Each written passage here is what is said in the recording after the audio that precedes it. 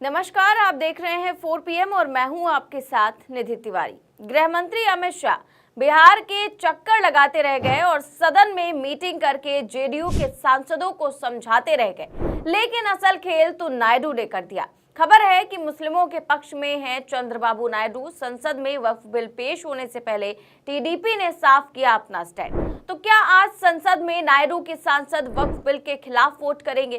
क्या बैसाखियों ने बीजेपी को औकात याद दिलाने की तैयारी कर ली है? ये सवाल इसलिए क्योंकि अभी ठीक 2 दिन पहले ही इफ्तार पार्टी में नायडू ने मंच से खड़े होकर कह दिया था कि वक्फ को सुरक्षित रखना हमारी जिम्मेदारी है, हम बिल पास नहीं होने देंगे। लेकिन पहले तो धमकी दी गई थी और अब एक्शन हुआ है। नायडू की तरफ से टीडीपी के 16 सांसदों को लेटर जारी करते हुए धमकाया गया है। तो लेटर में क्या लिखा है और नायडू ने कैसे पलटी मारी है, जेडीयू नेताओं ने कैसे अमित शाह की मीटिंग में बवाल कर दिया है, आपको एक एक करके सारी खबरें बताएंगे। और राहुल गांधी ने वक्फ बिल पर पहली बार क्या बयान दिया और बीजेपी की धज्जियां उड़ा दी, बयान भी सुनाएंगे। लेकिन पहले आप खबर देखिए। लिखा है, वक्फ बिल पर जेडीयू और बीजेपी के रिश्तों में आएगी तल्खी। सीएम नीतीश के सांसदों ने अमित शाह से मिलकर स्टैंड किया साफ। तो नायडू और नीतीश की नाराजगी को भांपते हुए अमित शाह ने खुद कमान संभाली है और सुझावों की मांग की है। और वक्फ बिल को सदन में पेश करने से पहले ही भाजपा घुटनों पर आ गई है। तैयारी तो थी कि इस बिल के जरिए वक्फ संपत्तियों पर कब्जा किया जाएगा, लेकिन अब खबर ये है कि बिल जिस दिन से सदन से पारित होगा उसी दिन से लागू किया जाएगा। खबर देखिए एबीपी की, मैं मेन पॉइंट पढ़कर आपको सुना देती हूँ। लिखा है, इस बिल का विपक्ष लगातार विरोध कर रहा है। तो केंद्र सरकार के लाए गए बिल में साफ तौर पर कहा गया है कि कानून 2025 से पहले की जो संपत्तियां हैं जो वक्फ के अधीन हैं, वो आगे भी वक्फ की ही संपत्तियां रहेंगी, अगर उन पर किसी तरह का कोई विवाद ना रहा हो तो। ये भी महत्वपूर्ण बिंदु है जिसको लेकर काफी चर्चा हुई थी। तो चर्चा पर चर्चा इसलिए हो रही है ताकि सदन में कहीं क्रॉस वोटिंग ना हो जाए, लेकिन होने को तो कुछ भी हो सकता है। जेडीयू विधायक गुलाम गौस का तो बयान आया भी है कि जेडीयू वक्फ बिल के को सपोर्ट नहीं करेगी। देखिए, हिंदुस्तान की खबर में लिखा भी है कि वक्फ बिल के विरोध में जेडीयू नीतीश अभी तक कुछ नहीं बोले, एमएलसी गुलाम गौस का दावा। तो ये खबर 24 घंटे पहले की है।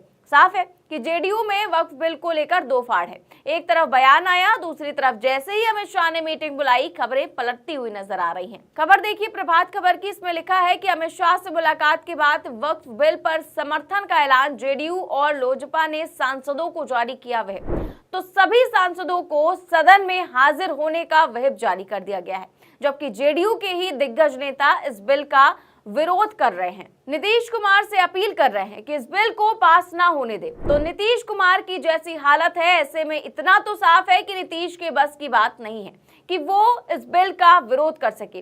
तो क्या नायडू सदन में खेला करने की तैयारी में है? क्योंकि खबर है कि नायडू ने रातों रात अपना मन बदल लिया है और ये कोई हवाई बात नहीं है। खबर भी मौजूद है, देखिए खबर आज तक की, इसमें लिखा हुआ है कि वक्फ संशोधन बिल पर केंद्र के सपोर्ट में आई जेडीयू अब टीडीपी ने फंसाया पेच। तो एक तरफ नायडू ने इफ्तार में वक्फ को सुरक्षित रखने का वादा किया, वहीं दूसरी ओर बीजेपी ने ईद के तुरंत बाद इस बिल को सदन में पेश कर कानून बनाने की तैयारी कर ली।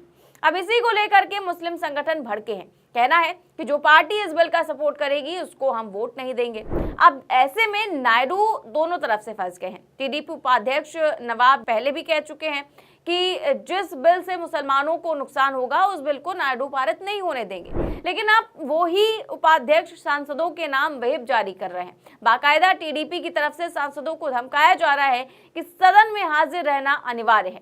तो क्या असली खेल सदन में होगा?